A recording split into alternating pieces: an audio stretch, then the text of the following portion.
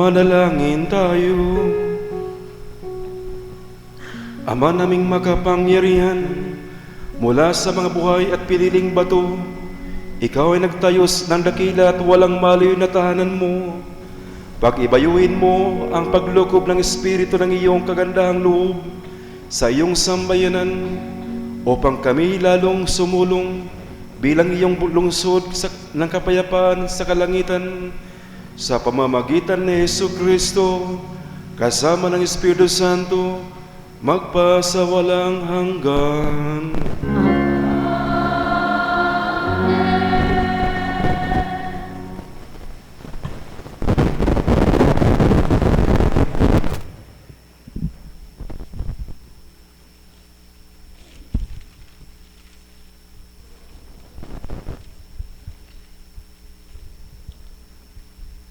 Ang salita ng Diyos mula sa aklat ni Propeta Ezekiel.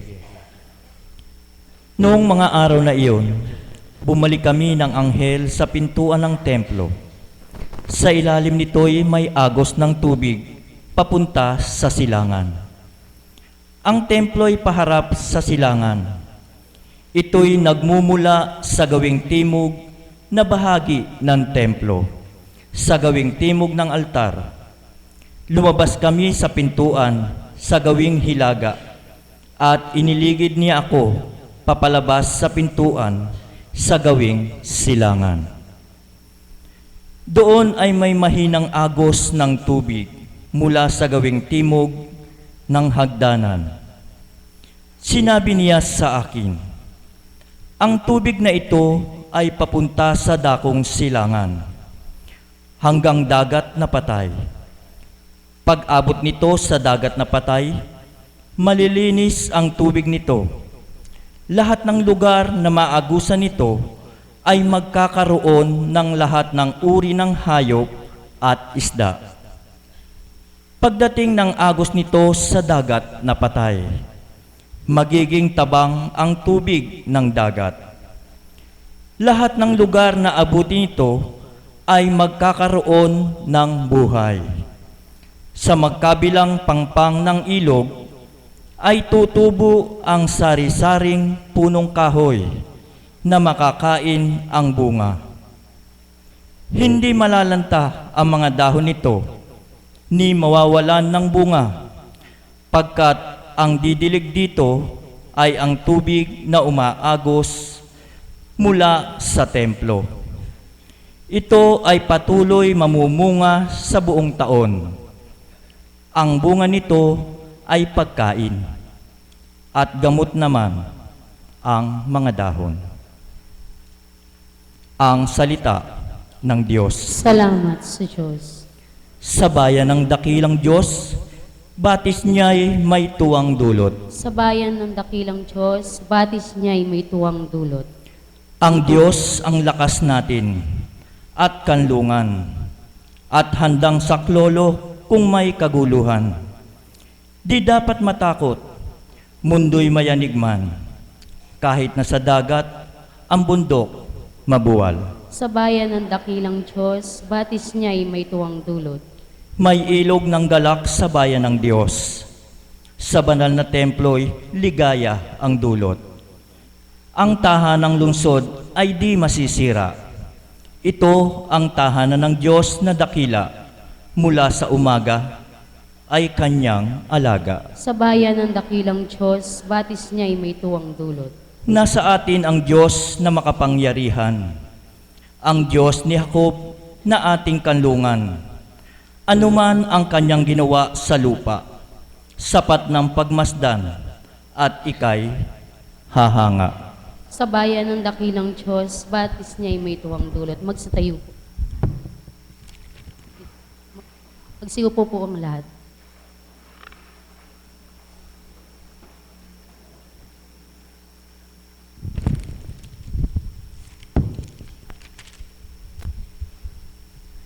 Pagbasa mula sa unang sulat ni Apostol San Pablo sa mga taga-Korinto. Mga kapatid, kayo ang gusali ng Diyos, ayon sa kalooban ng Diyos sa akin. Ako ang naglagay ng pundasyon bilang mahusay na tagapagtayo. Iba naman ang nagpapatuloy ng pagtatayo ng gusali. Ngunit maging maingat ang bawat nagtatayo, sapagkat wala ng ibang pundasyon na maaaring ilagay liban sa nailagay na, si Heso Kristo. Hindi ba ninyo alam na kayo'y templo ng Diyos at naninirahan sa inyo ang Kanyang Espiritu? Parurusahan ng Diyos ang magwawasak ng templo niya, sapagkat banal ang templo ng Diyos at kayo ang templong iyan. Ang salita ng Diyos. Salamat sa Diyos. Magsitayo po ang lahat.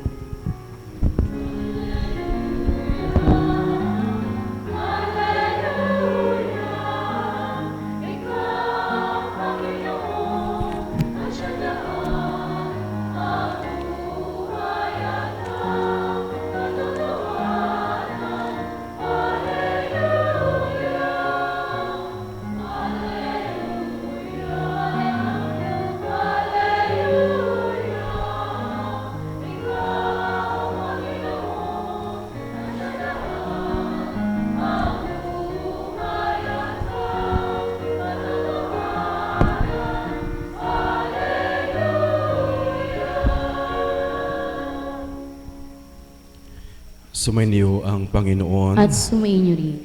Ang mabuting balita ng Panginoon ayon kay San Juan. Papuri sa iyo, Panginoon.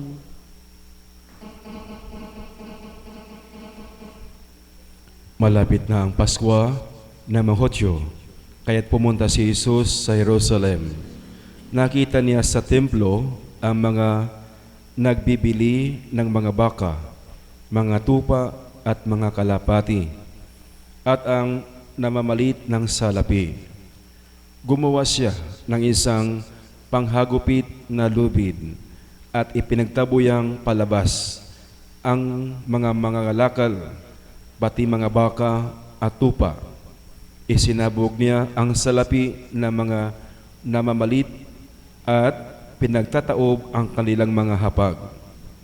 Sinabi niya sa mga nagbibili ng kalapati, alisin ninyo rito ang mga yan. Huwag ninyong gawing palengke ang bahay ng aking ama.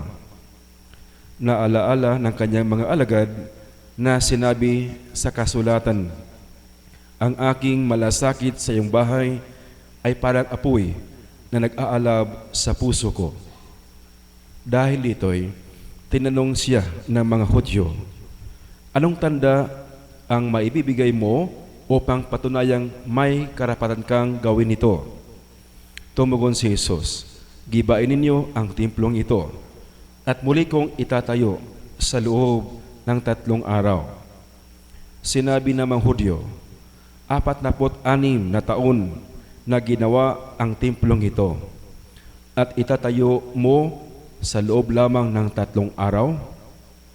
Ngunit ang templong tinutukoy ni Jesus ay ang kanyang katawan. Kaya't nang siya'y muling mabuhay, naalaala ng kanyang mga alagad na sinabi na ito at naniwala sila sa kasulatan at sa mga sinabi ni Jesus. Ang mabuting balita ng Panginoon. Pinupuri ka namin, Panginoong Heso Kristo. Magandang gabi po sa lahat mga kapatid. Okay, so ako po ay malalayo po ang pinanggalingan ko sa Magalang. Okay, so mayroon kaming seminaryo or religious house kung saan po ay ako po ay nagpapaaral po ng mga seminaryan, no? So sa PSEU. Okay, so before silang papasok po sa proper training ng seminary ng philosophy at saka theology. At dahil si Among Pit ay na-assign doon dati sa may San Francisco, ay kami din po ay tumutulong sa kanyang parokya. So kahit siya malayo, so humingi pa rin ng tulong. Actually, mayroon pa akong dalawang misa doon po sa Magalang, pero wala akong magawa, walang pari daw dito. No? Kaya napunta po ako dito. So, okay. So ako po ay si Father Hazel Bakit? Dahil ako po ay Bisaya, taga Kabadbaran, Agusan. Pero kapag ikay foreigner, ang tamang pronunciation ay Hazel, Hazel. Pangalan po ng babae. Ewan ko ba, sa dami-daming pangalan ng lalaki, babae bang ipinagkalob sa akin ng mga magulang? Ang sarap sampalin ni nanay at ni tatay. Walang ibang napiling pangalan kundi Hazel pa, no? So, talagang hindi ko matanggap ang pangalan ko noong ako'y bata pa. Nahihiya akong magpakilala. Lalo na po, manligaw. Bakit po? Ikinahiya ko yung pangalan ko. Kasi pag manligaw ako tapos mapakilala ko, pangalan ko ay Hazel. Nakabakla. No? So, kaya nga, hindi po ako nanligaw. Dahil hindi po nanligaw, napari tuloy. No? So, yan po ang dahilan. No? So, minsan ay tinatanong ko si nanay, Nay, bakit ba Hazel yung pangalan ko? Sinabi ng nanay ko, ay naku anak, nagkamali yung kumadrona. Ang binanggit ko sa kanya, Hansel. Hazel pala ang nasulat doon sa birth certificate. Ang sarap sampalin ng kumadronang yun. Hansel dapat yung pangalan ko. Pero ngayon, ayaw ko ng Hansel dahil biskwit na lang. No? Kung ako lang ang makapili sa pangalan ko, gusto ko yung kombinasyon ni nanay at ni tatay. Di ba nauso yun? Yung mga unang salita ng mga magulang. Di ba? Kapag ang tatay ay Jose, tapos ang nanay ay Maria, ang kailang anak ay si Jomar or Jomari. No? So kapag ang nanay ay si Kari, tapos ang tatay ay si Tonton, ang kailang anak ay si Kariton. No? Mga ganun ng mga palang. Kombinasyon ng mga magulang. Di ba? Ang tatay ko kasi Carlos, ang nanay ko ay Bernadita, dapat pangalan ko Carlsberg, no? Pero wala na akong magawa, no? Makapangyarihan po ang mga magulang, kaya masunod po ang kailang gusto. Okay? So, ganun pa man ay para sa akin ay natanggap ko yung pangalan ko nung ako'y napare na. Bakit po? Dahil nga siguro binigyan ko ako ng itong pangalan dahil wala na itong partner. Kasi kapag may partner ako yung may asawa, Hazel ang pangalan, no? Nakakakalito. Kaya nga natanggap ko na siguro po ay mayroong ipagawa ang Diyos para sa aking pangalan. Okay? So, ngayon po ay ipinagdiriwang natin ang kapistahan ng bakit kayo kumakanta ng papuri? Mayroong pangalawang pagbasa, di naman yung Sunday.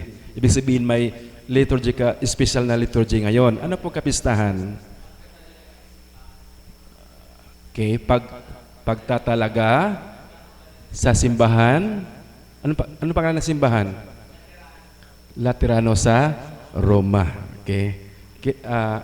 Mayroon bang, sino ba si Lateran? Kilala mo? Hindi mo kilala. Okay, so alam mo, itong si Laterani o Laterano, ito po ay pamilya na nag-donate po ng napakalawak na lupain doon po sa Vatican in the year 300. No, kaya nga po, in honor po sa pamilyang Laterano ay dinadala po ang kailang apelido o pangalan sa kapistahan. Okay? Bakit po Saint John? Dahil ito po ay ang pangalan po ng parokya ng ating Santo Papa, Saint John the Evangelist and Saint John the Baptist sa Laterano, Roma. Okay, so bakit po tayo nag-celebrate? Dahil ito po ang pinaka-mother church. Okay? So sa Universal Church, pag sinasabing universal, ibig sabihin Catholic Church, universal or Catholic. No? So, at dahil dito ay tayo po ay para ba kumbaga nakiisa sa ating Mother Church ng simbahan po sa Roma. Kung saan dito po ang parish priest ay si sino? Sige, makasagot pero 10 piso. Sino ang parish priest? Sino ang parish priest doon? Wala. Okay, so hirit na. Si Pope Francis. So, yan po ang parokya niya. At siya po ang Bishop of Rome. No? So, siya po ang parish priest ng St. John the Lateran Church. Okay? So, ito po ang Basilica na kung saan po ay nandoon po ay si Pope, ang Papa po ang siyang naging parish priest. Okay? So, kaya nga po, yan nga po ang ating ipinagdiriwang ngayon dahil tayo po ay nakisa. We are united in that church, the Universal Church, Catholic Church ng ating pong simbahang Katoliko. So, bakit po tayo mag-celebrate? So, hindi po yung building ang siyang sineselebrate, kundi yung lugar. Okay? Kung saan po, diyan po ang presensya po ng Diyos. Kaya nga, bongga lang tayo sa isang lugar na dedicated po sa Panginoon. Bakit po? Dahil ito po ay dumadaloy po ang biyaya. Dahil nga, para ba kumbaga special na lugar, no? So kung saan po mafe-feel mo ang presensya po ng Panginoon. Kapansin-pansin ko po habang ako'y pagpasok ko diyan sa pintuan ng simbahan, karamihan po ay nakaapak. No? So ibig sabihin, bongga lang kayong pumasok po sa lugar na ito. Grounded, no? So talagang grounded sa holiness sa banal na lugar na ito. Okay, so hindi siya nakadistansya sa pamagitan po ng mga paa or sapatos. So yan nga po ang bongga lang ka, no? Dahil nga ito po ay dinadaluyan po ng biyaya po ng Diyos. Okay? So amen. Okay, so of course, ang dumadaloy po ng biyaya ay nasa banal na misa, ang katawan po ng ating Panginoong Hesus Kristo. Kasi nga sa modernong panahon ng mga Katoliko, naku, wala nang galang po sa simbahan, no? Di ba? So dati po yung mga mga manang, tingnan niyo yung katabi mo mga manang, di ba? So dati po ay mayroon siyang sa gilid, mayroong pang holy water. Nag-remind po sa ating baptism na tayo hinugasan po ng ating Panginoon, ng ating mga kasagayan po ay alana, no? Di ba? So yun nga po ang mga pagbabago. Pero yan nga po ang magandang practice na tayo po ay inangkin po ng Panginoon, hinugasan po ng Panginoon. Kaya nga nag-aantada po tayo ng cross. Iniligtas tayo sa cross ng ating Panginoong Hesus Kristo. Di ba? Dati po, nauso pa yung mga maiksi po ang damit na pumapasok po sa simbahan. Sabi ko, talagang hindi na po simbahan ang turing nila. Para sa kanila ay public display po, pagpatalbog sa kanilang damit no, sa panahon po ng pagdalo po ng banal na misa. Minsan po ay dati nauso yung makita yung pusod, ang tawag doon? Yung kita pusod? Ha? Oo, talagang nakita ko yon. Sabi ko, bakit ganoon? No? Magpakita ng pusod, maganda mapusod. Ang nakita kong pusod, ang itsura ganito, gumaganon, maganda pa yun. Tapos ipinapakita mo. Di ba? O di ba? So, walang galang, no? Tapos, ay itong mga lay minister, kapag magbibigay ng komunyon, ay masasabi, katawan ni Kristo, hindi na katawan ni Kristo. So, ala na, no? So, bakit po bakit po walang galang hindi na po nirespeto kung ano po ang pinapasukan na lugar, no? Kaya nga dapat po ay ibalik po ang talagang ang lugar na yan ay isang banal na lugar. Okay, so kung saan po mapipil mo ang presensya po ng Diyos at ang pagdaloy po ng mga biyaya dahil nga ito po ay dedicated, no? So special place upang sa ganun po ay tayo po ay ang Diyos po ay mananahan po sa atin. Amen? Minsan po ay nainggit pa nga po ako sa mga iglesia ni Kristo. Obserbahan niyo mga iglesia ni Kristo magsimba yung mga babae, napakahaba po ang damit. Talagang napakahaba po. Pero yung Katoliko, mahaba, pero mayroon ding butas hanggang din sa puwit, no? Ano ba yun? No, so hindi ko maunawaan, hindi ko maintindihan, no? At kung papasok ka sa iglesia ni Kristo, face the wall talaga. Wala kang ulang. Sa atin po, may mga banal na tao, pero bakit kaya ano nangyayari? Mga banal na tao na nasa harapan mo, tapos ay talagang hindi po ipinapakita ang kabanalan mo, talagang wala ka na respeto. Mabuti sabi ko sa sarili ko, dapat mag-iglesia ni Kristo na lang, no? Wala nang po mga banal na tao dyan para maganda po ang suot po ng damit, no? So talagang damit po ng pagsamba o pagsimba na talagang ang kailan pong pagpahalaga, no? So sa kailang place of worship. Amen? So kaya nga, sa Tibanghilyo, ang Panginoon po ay nagagalit. Akala mo ang Panginoon Jesus hindi nagagalit. Pero ang tawag diyan ay banal na galit. Bakit po banal na galit? Dahil sa sobrang kanyang pagmamahal sa templo, sa tahanan po ng kanyang ama, mayroon siyang pagmamalasakit na maayos po. Igalang po ang lugar dahil nga sa kanyang pagmamahal. Kaya nga, kung nagagalit ka sa anak mo, okay, siguruhin mo na yan banal na galit. Ano po ibig sabihin? Kaya nagagalit ka dahil mayroon ka nakitang masama o hindi po maganda. Amen? So, normal sa isang tao, magalit dahil nga po, yan po ay emosyon. Pero mayroon siyang tinatawag na dahilan. Ang dahilan po ay walang iba dahil sa iyong pagmamalasakit sa mahal mo. Okay, so, nagagalit ka dahil gusto mong itama kung ano po ang tama, di ba? So, yun din po ang ating Panginoong Hesukristo na nagagalit siya. Pinagtaboy niya ang mga anong tawag doon, mga negosyante doon po sa templo dahil nga ginagamit po nila yan, yung mga temple offering. No? So, minsan po, yan na po ang napahalagahan. Hindi na po ang presensya po ng Diyos. Ginagawa na pong kalakalan sa loob po sa simbahan. Mayroon po akong kakilala, Sister Des Carredo. Dati po, noong siya ay hindi pa na-renewed. No? So, magsimba siya, pero nasa likuran po ng simbahan. Hindi talaga sila simba. Bakit po? Dahil habang siya nakaupo, iba ang kanyang iniisip, ang kanyang negosyo. Simba lang siya dahil nga requirement, obligation na magsimba sa linggo-linggo, nasanayan, pero ginagawa pa niyang sa loob po ng simbahan, nagninegosyo pa rin ang kanyang isip. Amen? Nagkasakit siya ng breast cancer.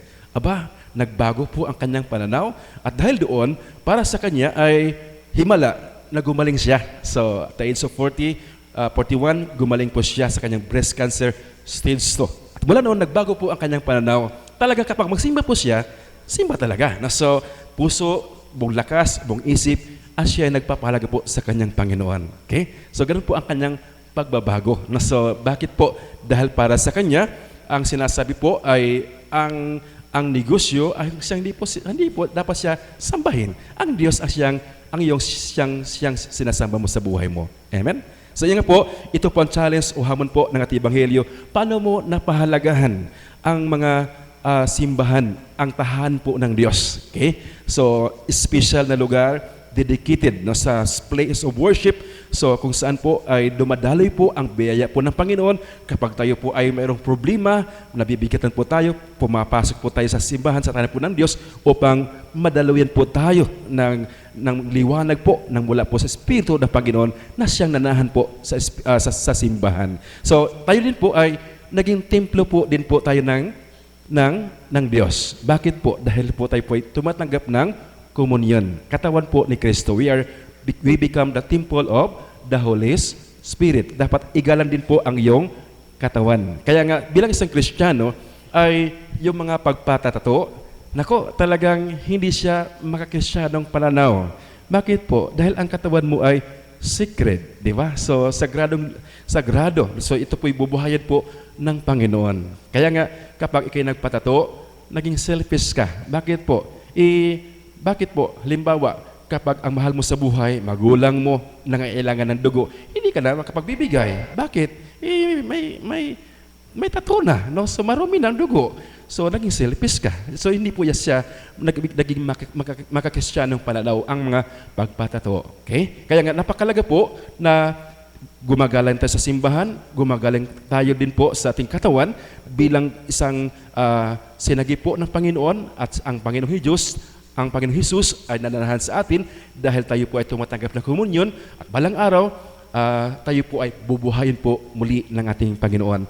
At yung nga po, kung si Kristo po ay muling binuhay, after 3 days o sa tipong buhay, sa kaganapan po ng panahon, tayo din po ay bubuhayin po ng Panginoon at makasama po sa kanyang kaharian, ang totoong tahanan, ang kaharian po ng Diyos. Amen. Please stand and let us para sa panalangin ng bayan. Mga kapatid, manalig tayo sa salita ng Diyos at ating idalangin. Panginoon, mapasa amin ang kaharian mo. Panginoon, mapasa amin ang kaharian mo. Ang ating Papa, mga obispo at mga pari, upang patuloy nilang ipahayag sa pamamagitan ng kanilang buhay at pananalita ang katarungan at kaharian ng Diyos sa ating piling, manalangin tayo. Panginoon, mapasa amin ang kaharian mo. Ang mga Kristiyanong inuusig at ang mga nag-aalinlangan sa pananampalataya, upang sa patnubay ng Espiritu Santo, sila'y maging matatag at tapat kay Kristo, puno ng pag-asa na ang Panginoon ay hindi nakalilimot sa kanila. Manalangin tayo. Panginoon, mapasa amin ang kaharian mo. Ang lahat ng mga katekista at guro upang walang pasubali nilang maisagawa ang banal na tungkulin ng pagpapalaganap ng mabuting balita at turo ng simbahan sa puso at isipan ng mga kabataan. Manalangin tayo. Panginoon, mapasa amin ang kaharian mo. Tayong lahat na naririto ngayon upang tayo maging magigiting na saksi ng ating pananampalataya sa pamamagitan ng tunay na buhay Kristiyano. Manalangin tayo. Panginoon, mapasa amin ang kaharian mo. Amang nasa langit, tingin mo ang aming padalangin sa sadali ng pag-agam-agam at pagsubok. Kami naway manatiling tapat sa iyo. Hinihili namin ito sa pamamagitan ni Jesucristo kasama ng Espiritu Santo magpasawalang hanggan. Amen.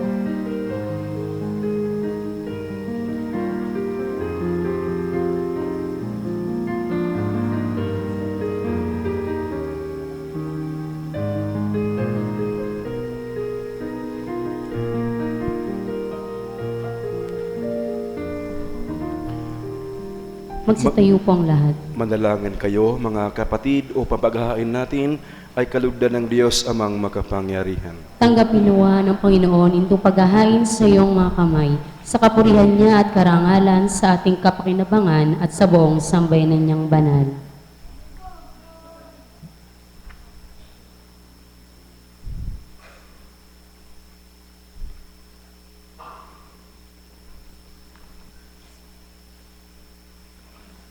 Ama naming lumikha, tanggapin mo ang paghahain ito at ipagkaloob mo sa mga nananalangin sa iyo ang lakas na dulot ng pakikinabang sa mga iniaalay dito sa pamamagitan ng Hesu Kristo kasama ng Espiritu Santo magpasawalang hanggan. Amen. Sumainyo ang Panginoon. At sumainyo rin. Itaas sa Diyos ay yung puso at diwa. Itanaas na namin sa Panginoon. Pasalamatan natin ang Panginoong ating Marapat Diyos. na siya ay pasalamatan. Ama naming makapangyarihan, tunay ngang marapat na ikaw ay aming pasalamatan. Minarapat mong manahan sa bahay dalanginang itinayo para sa iyo upang kami mahubog mo bilang tahanan ng iyong Espiritu na maikapagkakapuri mo sa pagtataglay ng iyong sariling karektan. Itinalaga mo sa iyong kabanalan ang gusaling kababanaagan ng iyong tinipong sambayanang kaisa ng anak mo palagi nang makapagluwal ng mga kasapi na sa iyo'y sasapit ng malawalhati. Kaya kaisa ng anghel nagsisiawit ng papuri sa iyo nang walang humpay sa kalangitan. Kami nagbubunyi sa iyong kadakilaan.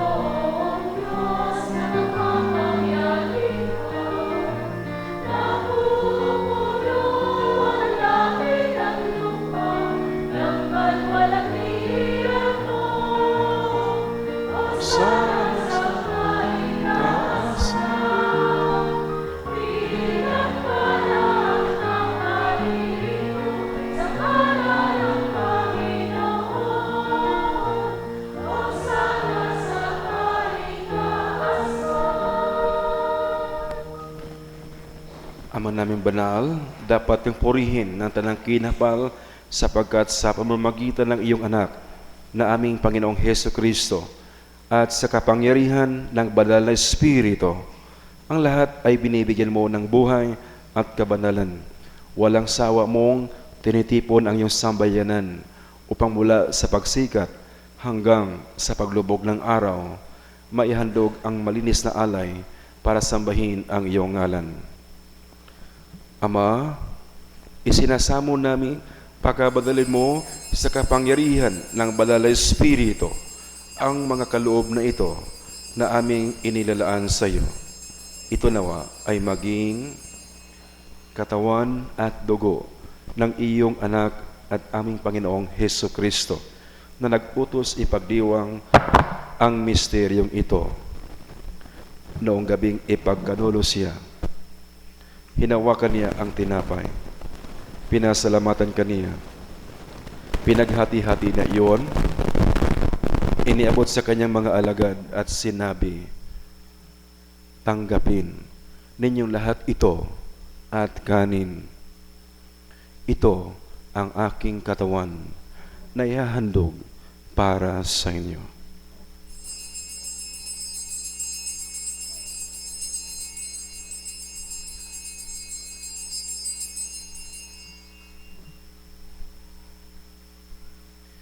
Gayon din naman, noong matapos ang hapunan, hinawakan niya ang kalis.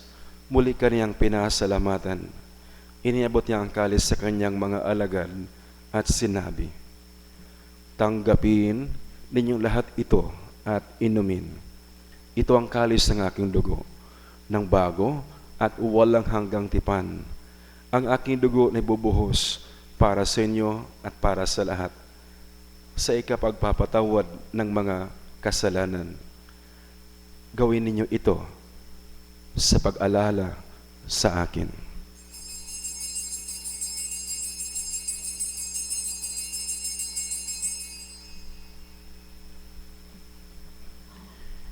Ipagbunyi natin ang misteryo ng pananampalataya.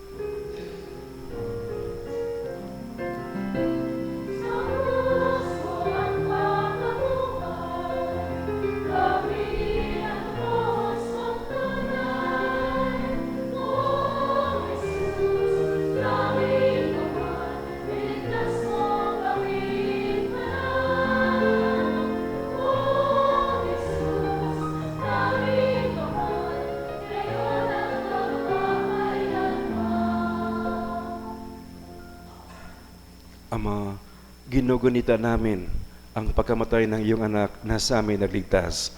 Gayon din ang kanyang muling pagkabuhay at pag-akyat sa kalangitan, samantalang ang kanyang pagbabalik ay pinananabikan. Kaya't bilang pasasalamat, ngayon aming iniaalay sa iyo ang buhay at banal na paghaing ito. Tunghayan mo ang handog na ito ng iyong simbahan. Masdan mo ang iyong anak na nag-alay ng kanyang buhay upang kami ay ipakipagkasundo sa iyo. Lobin mong kaming magsasalo-salo sa kanyang katawan at dugo ay mapuspos ng Espiritu Santo at maging isang katawan at isang diwa kay Kristo. Kami nawa ay gawin ng handog na habang panahon nakakatalaga sa iyo. Tulungan nawa na kaming magkamit ng iyong pamana, kaisa ng Ina ng Diyos, ang Mahal Birheng Maria, kaisa ng mga apostol, mga martir, at ang aming patron, at kaisa na lahat ng mga banal na aming inaasahang laging nakikiusap para sa aming kapakanan. Ama, ang handog na ito ng aming pagkasundo sa iyo ay magbunga nawa ng kapayapaan at kaligtasan para sa buong daigdig. Patatagin mo sa pananampalataya at pag-ibig ang iyong simbahang naglalakbay sa lupa kasama ng iyong lingkod na si Papa Francesco, ang aming obispo, Florentino, ng tanang mga obispo at buong kaparian at ng iyong piniling sambayanan. Dinggin mo ang makahilingan ng iyong angkan na ngayon tinipon mo sa iyong harapan. Amang maawain, kopkopin mo at pagisahin ang lahat ng iyong mga anak sa bawat panig at sulok ng daigdig. Kaawaan mo at patuloyin sa iyong kaharian ang mga kapatid naming yumao at ang lahat ng lumisa na sa mundong ito na nagtataglay ng pag-ibig sa iyo. Kami ay umaasang makararating sa iyong piling at sama-samang magtatamasa na iyong kaniningang walang malir sapagkat aming masisilayan ang iyong kagandahan sa pamamagitan ng aming Panginoong Hesukristo na siyang pinagdaranan ng bawat kaloob mo sa aming kabutihan.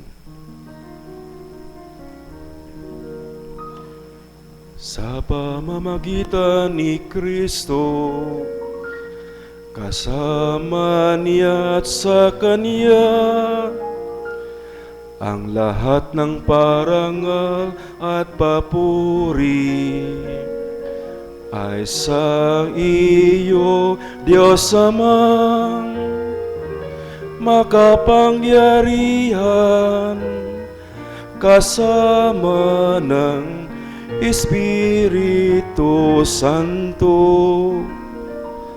magpasawalang hanggan.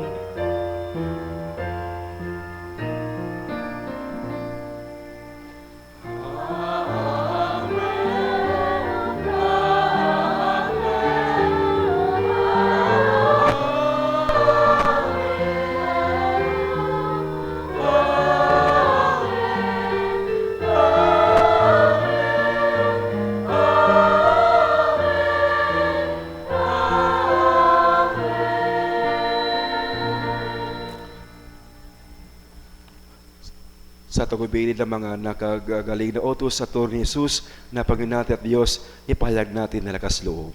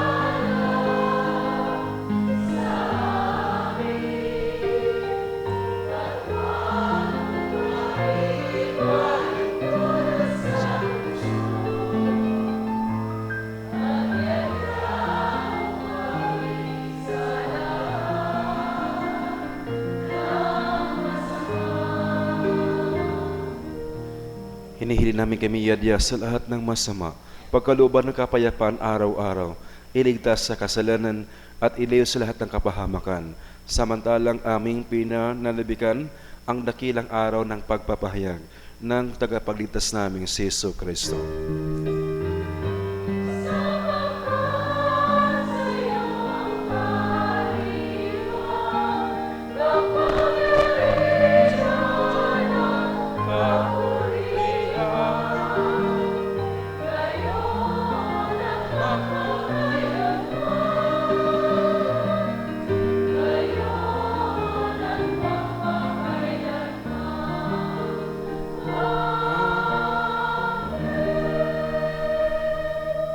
Panginoong Heso Kristo, sinabi mo sa mga apostol, kapayapaan ang iniiwan ko sa inyo. Ang aking kapayapaan ang ibinibigay ko sa inyo.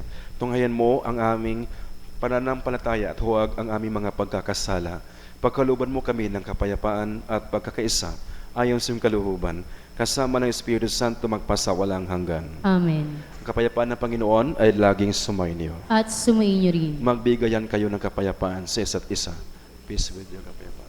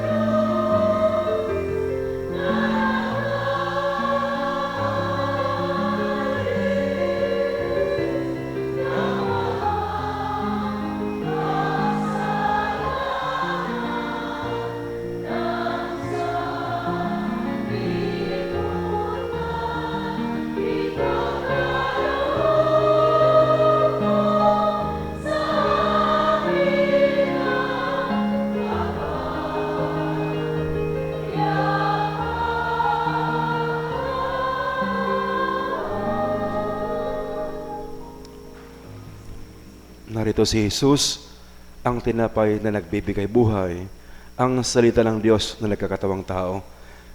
Ito ang nag-aalis ng mga kasalanan sa sanlibutan. Mapalad ang mga inaan yayahan sa kanyang piging. Panginoon, hindi ako karapat-dapat na magpatuloy sa iyo, ngunit sa isang salita mo lamang ay gagaling na ako. Ipagsanggalaw nawa tayo ng katawan ni Kristo para sa buhay na walang hanggan. Amen.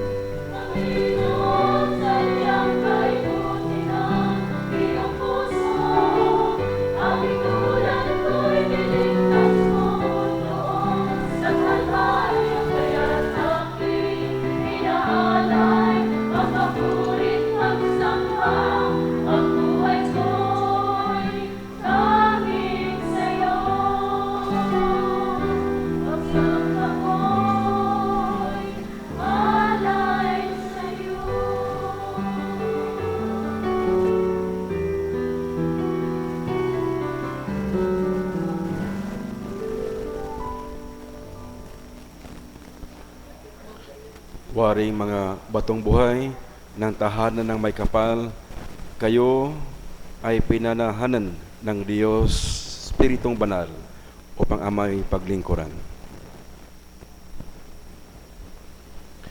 Manalangin tayo. Tayo po ang lahat. Ama naming mapagmahal, niloob mo ang lungsod ng kapayapaan sa langit ay aming mabanagan sa nakikita naming sambayanan mo sa lupang ibabaw. Ipagkaloob mong sa aming pakikinabang, kami panahanan ng iyong kagandahang loob at ang tahanan ng iyong kadakilaan sa langit ay aming mapasok sa pamamagitan ni Hesu Kristo, kasama ng Espiritu Santo, magpasawalang hanggan.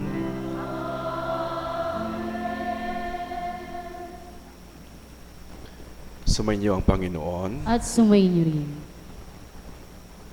Iyo mo kayo at hingin ang pagbabasbas.